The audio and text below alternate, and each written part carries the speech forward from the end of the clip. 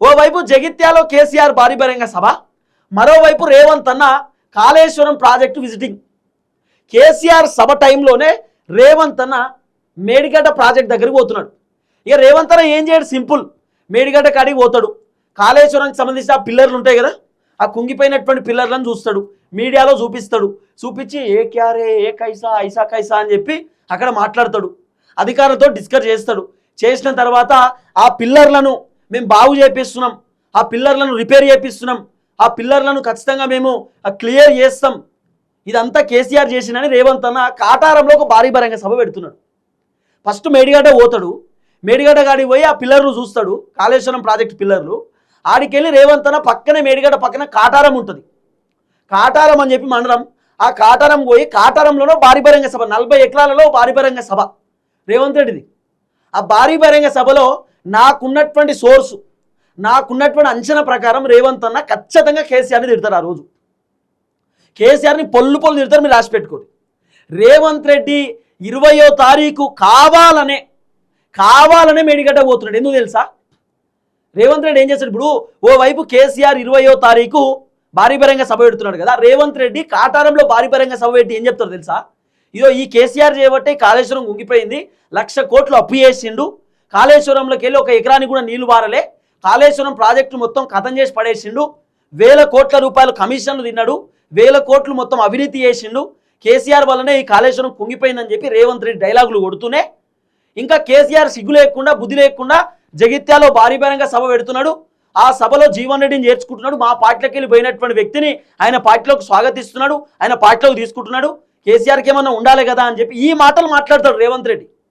ఏం లేదు, కేసీఆర్ భారీ బహిరంగ సభను డైవర్ట్ చేయడానికి రేవంత్ రెడ్డి ఇప్పుడు ఉరుకుతున్నాడు, కాళేశ్వరం ప్రాజెక్ట్కి పారిపోతున్నాడు, ఇప్పుడు ఉరుకుతున్నాడు.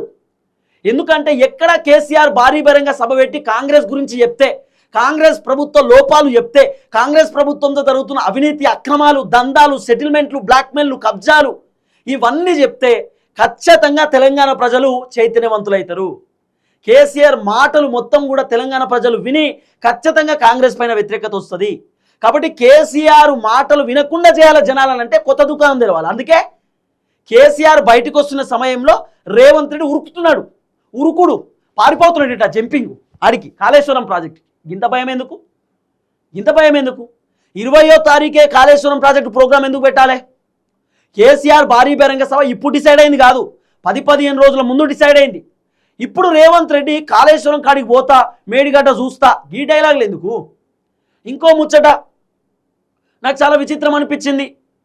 కేసీఆర్ భారీ బహిరంగ సభ అయిపోయినటువంటి వెంటనే 2-3 రోజులలో రేవంత్ రెడ్డి జగిత్యాల్లో భారీ బహిరంగ సభ పెడతారట. జగిత్యాల్లో సభ పెట్టి సంజయ్ కుమార్ని స్టేజ్ మీద నిల్చోబెట్టి డైలాగులు కొడతాడు. సంజయ్ కుమార్ గొప్ప వ్యక్తి, సంజయ్ కుమార్ అద్భుతమైన వ్యక్తి, సంజయ్ కుమార్ పెద్ద మనిషి అని చెప్పి డైలాగులు కొట్టేటటువంటి కార్యక్రమం చేస్తాడు. సిగ్గు లేకుండా సంజయ్ కుమార్ బీఆర్ఎస్ పార్టీలోకి గెలిచి కాంగ్రెస్ పార్టీ కండువా కప్పుకొని నేను కాంగ్రెస్లోనే ఉన్నా అని చెప్పడానికి ధైర్యం లేనటువంటి వ్యక్తి ఈ సంజయ్ కుమార్ ఎమ్మెల్యే. నేను బీఆర్ఎస్ నుండి కాంగ్రెస్కి వచ్చానని చెప్పే పరిస్థితి లేదు. ఇంకా సిగ్గు లేకుండా నేను బీఆర్ఎస్ పార్టీలో ఉన్నా, నా పైసలన్నీ బీఆర్ఎస్కే పోతున్నాయి, నా జీతం పైసలు ఫండింగ్ పోతున్నాయి బీఆర్ఎస్కి అని చెప్పి చెప్తున్నటువంటి వ్యక్తి సంజయ్ కుమార్. పార్టీ మారినా అని చెప్పి చెప్పుకోలేనటువంటి వ్యక్తిని ఒక ఎమ్మెల్యేని ఒక కథ. జీవన్ రెడ్డి బీఆర్ఎస్ పార్టీలోకి పోతుందని చెప్పి సంజయ్ కుమార్ దడుచుకొని, సంజయ్ కుమార్ ఉలిక్కిపడి ముఖ్యమంత్రి రేవంత్ రెడ్డికి చెప్పి జగిత్యాల్లో ఉన్నటువంటి లీడర్లను బస్సులో తీసుకుపోయి ఒక దగ్గర మీటింగ్ పెట్టి అలా ముచ్చడి చెప్తున్నటువంటి వ్యక్తి. గింత భయం ఈ సంజయ్ కుమార్కి. ఈయన ఇంకా నేను పెద్ద మనిషి, భారీ బహిరంగ సభ ఎట్లా పెడతారో నేను చూస్తా సంజయ్ కుమార్ చెప్తున్నాడు. ఏంది నువ్వు చూసేది? కేసీఆర్కి ఎదురుపోతావా? ఎదురుపో చూద్దాం కేసీఆర్కు సంజయ్ కుమార్. మిస్టర్ ఎమ్మెల్యే సంజయ్ కుమార్, జగిత్యాల సంజయ్ కుమార్కే చెప్తున్నా ఎమ్మెల్యే గారికి, కేసీఆర్ సభ ఎట్లా పెడుతుందో చూస్తా, బీఆర్ఎస్ పార్టీ సభ ఎట్లా పెడుతుందో చూస్తా, జీవన్ రెడ్డిని కేసీఆర్ ఎట్లా తీసుకుంటావు? ఏం నువ్వు పెద్ద మనిషివా ఎమ్మెల్యే గారు? ఏమనుకుంటున్నావు? తెలంగాణ ప్రజల సొమ్ము ఈ తెలంగాణ, నీ సొమ్ము కాదు. జగిత్యాల ఏం నీ అడ్డా కాదు, జగిత్యాలను రాసి పెట్టుకోలే, అందరిది జగిత్యాల. కొత్త నాయకులు పుట్టుకొస్తారు, ఆగు. ఇవాళ నువ్వు బీఆర్ఎస్కి వెళ్ళి కాంగ్రెస్లో పోయినావు కదా, ఒక్క కాంగ్రెస్ పార్టీ ఒరిజినల్ కార్యకర్తల ఒరిజినల్ లీడర్ అన్నా నిన్ను గౌరవిస్తుండా? నిన్ను పట్టించుకుంటురా కాంగ్రెస్లా? ఇప్పటి మందమే ఉంటుంది, రేపటి రోజు ఏముండదు, గుర్తుపెట్టుకో. ఒక్కసారి జగిత్యాల్లో జీవన్ రెడ్డి గెలుస్తే నీ పరిస్థితి ఏందో అర్థం చేసుకో. ఈ విధమైన కథలు ఏందో అర్థం కాదు. ఎట్లా పెడుతున్నా చూస్తా సభ, ఎట్లా పెడుతున్నా మీటింగ్ చూస్తా, ఏంది నువ్వు చూసేది? కేసీఆర్ని అడ్డుకునే దమ్ముందా ఎవరికన్నా? తెలంగాణ మాజీ ముఖ్యమంత్రి కేసీఆర్ను భారీ బహిరంగ సభ పెట్టకుండా అడ్డుకునే దమ్ము ఎవరికన్నా ఉందా?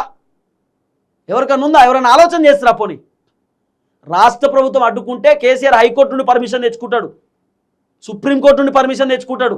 భారీ బహిరంగ సభకు భావ ప్రకటన స్వేచ్ఛ, ఆర్టికల్స్ ఇచ్చినాయి, రాజ్యాంగం ఇచ్చినటువంటి హక్కు, మాట్లాడుకోవచ్చు, మీటింగ్స్ పెట్టుకోవచ్చు, స్వేచ్ఛగా ఉండొచ్చు. దాన్ని అడ్డుకోవడానికి మీరెవరండి? నాకు అర్థం కాదు. రకరకాల డిస్కషన్ డైలాగులు ఇంకా.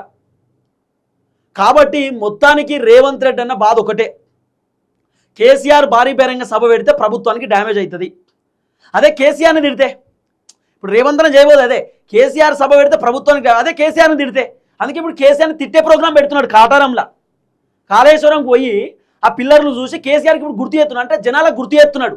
ఇగో కేసీఆర్ బయటకు వచ్చి కాంగ్రెస్ని విమర్శిస్తుండు, ప్రభుత్వాన్ని ప్రశ్నిస్తుండు, ఇగో ఇది కేసీఆర్ చేస్తే తప్పే, ఈ ప్రాజెక్టు కేసీఆర్ కూలగొచ్చిండు, ఈ మేడిగడ్డ కేసీఆర్ వలన కూలిపోయిందని చెప్పి డైలాగులు కొట్టుడు.